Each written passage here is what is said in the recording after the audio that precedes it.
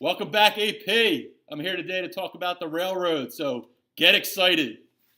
Psych! All right, so you're actually stuck with me, but hey, let's go. I got to run back somewhere real quick. All right, so we're back here in the actual place where we need to be. I just really had to make sure that y'all enjoyed that guest drop into the flip with a big introduction. No spoilers. I can't let y'all know who it was. Anyway, we're not talking about railroads just yet. We got to finish up the whole thing about railroads, right? So speaking of getting into railroads, remember we talked about in class day, we were talking about pig iron, coal mining, the development of these different things, and how originally coal power and the steam engine was used to actually pump water out of mines. So that would be disgusting. Pumping water out of a mine. Be really silent the whole time. Anybody? No?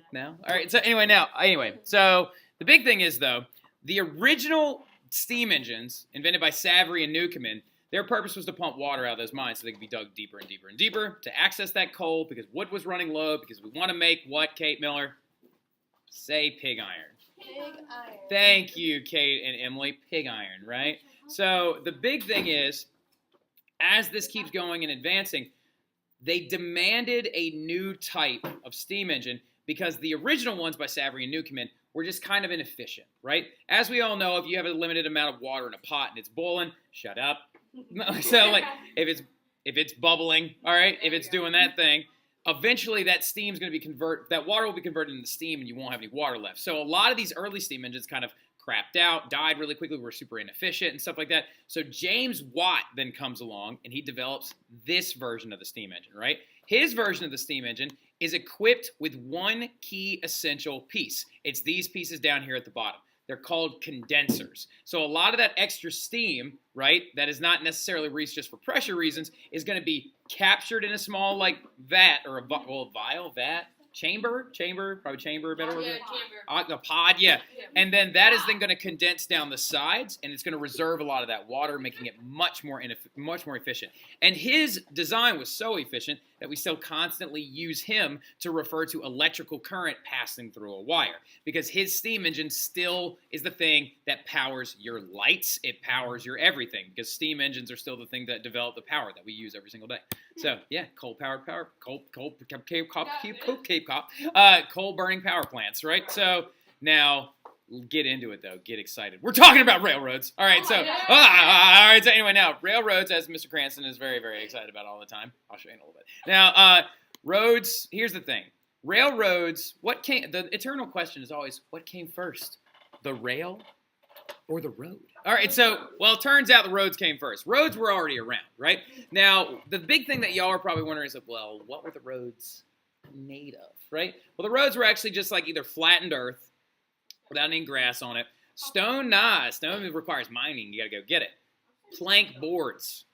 Yeah, wooden plank boards, right? That is actually what the original roads were made out of. Some of the ones in the United States were actually made out of halved logs with the rounded side buried into the dirt to keep it a little bit more stable. So the thing about wooden roads and other roads and roads by this point that weren't made with asphalt, you think potholes are bad in New Jersey. Well, you should have seen these original ones, right? So it was very, very difficult and very, very expensive to move heavy animal-drawn wagons over these roads, right? So the roads are already there, but they needed to be improved, right? So rails were installed on these early roads to help move a lot of these heavy carts. So the railroad also became before the train. So it goes roads, rails, locomotive, railroad. Say railroad. Railroad. Say it louder.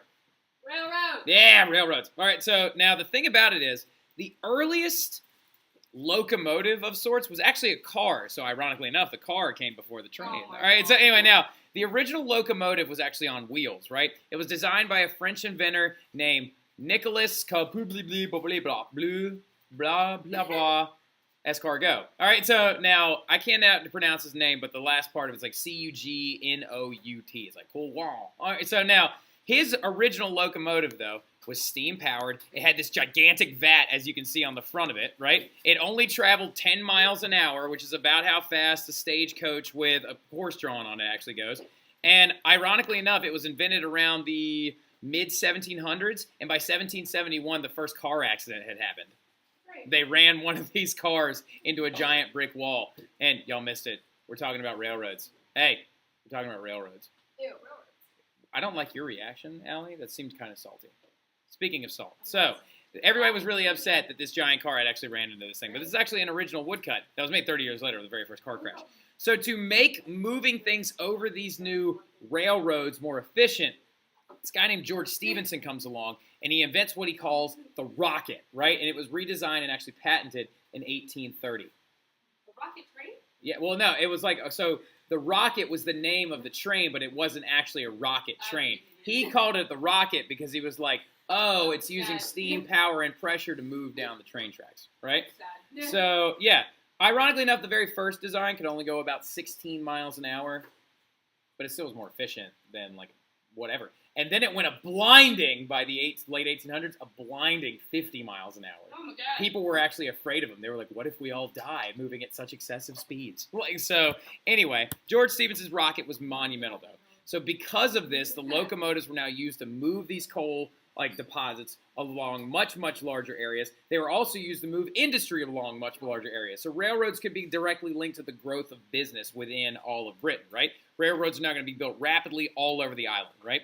The big consequence, though, is due to railroads, businesses are going to grow at almost an exponential rate. However, this continued the downfall of the cottage system and the putting out system, right? So remember we were talking about the inventions like flying shuttle, the spinning jenny, the water frame, the spinning mule, the first factories being developed, power loom, things like that. One of the big consequences is it led to child labor, which is, of course, bad, but, you know, you got to do what you got to do, I guess, right? But I'm just kidding. You don't have to do that. We were talking about orphanages and stuff like that beforehand, foundling hospitals. Did you know J.J. Rose had 5 kids and gave all of them away?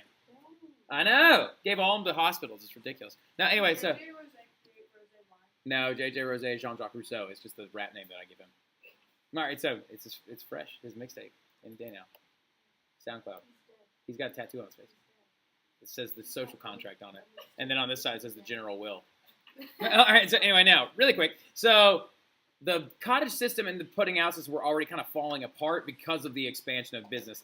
The railroads kind of hastened it, right? Because as business began to grow, singular craft workers and individual homes were needed much, much less. You could pay someone like Braden over there chump change just to pull some levers, which was much easier than paying him a lot of money to make each item on his own, right?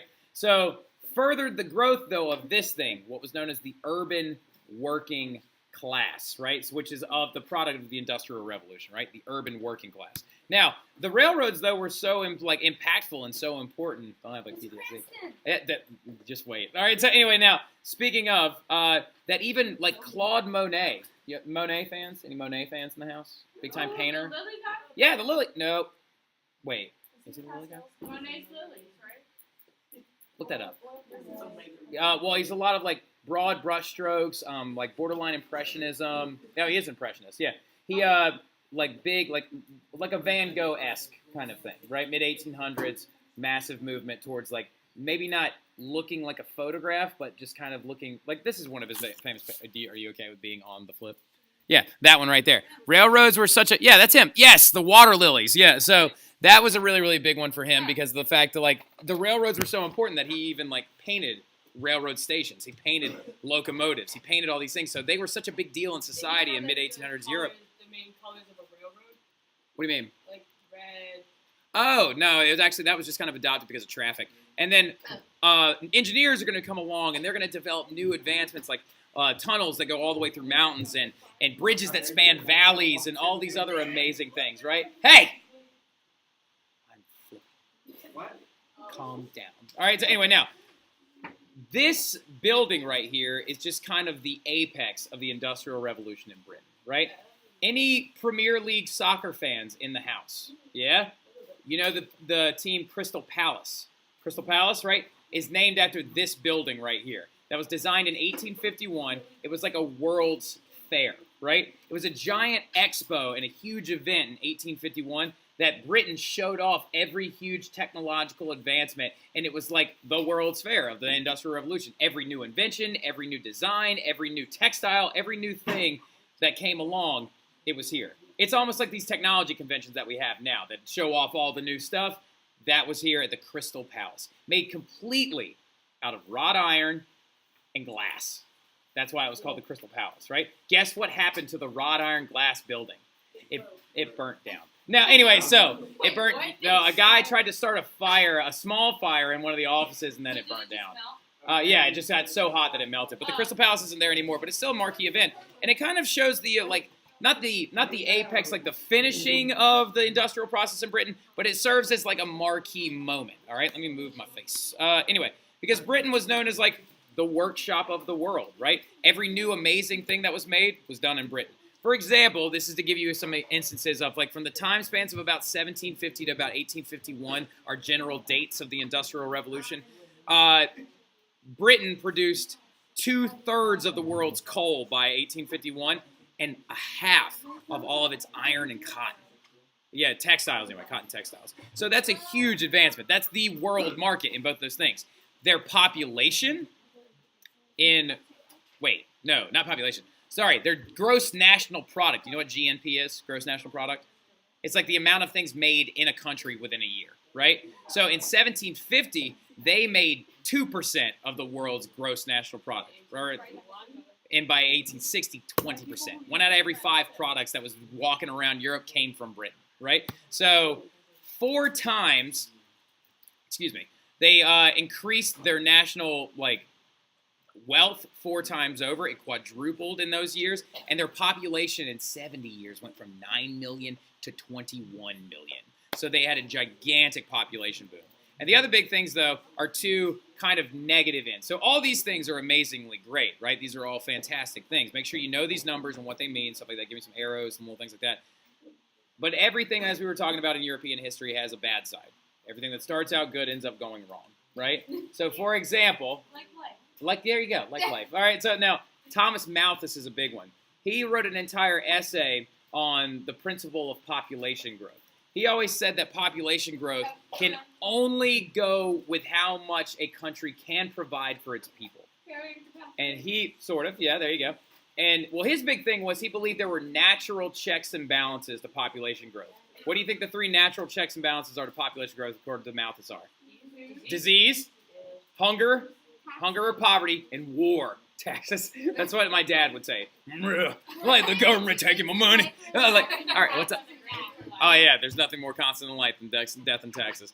Now, but in his essay, he said that the Industrial Revolution has provided a terrible thing because population's growing almost unchecked, right? So he said new things need to be, instituted, like paying people less, and some wars need to come along to keep population within check, right? So his other guy, his counterpart, was a guy named David Ricardo, who came up with this thing called the Iron Law of Wages, right? So since all these people are now available and they all exist and they're making money, he said that wages can never exceed a certain amount because if they do, population will grow so blindly that it'll go unchecked and destroy us all. So we have to pay some people garbage to keep everyone alive. So I just messed up. Yeah, so as you can tell, economics became like the sad science, the depressing science, right? But that's where we're going to hold off. And then tomorrow we're going to talk about industrialization on the continent. All right? So, y'all have a good one. I'll see you guys tomorrow. Bye.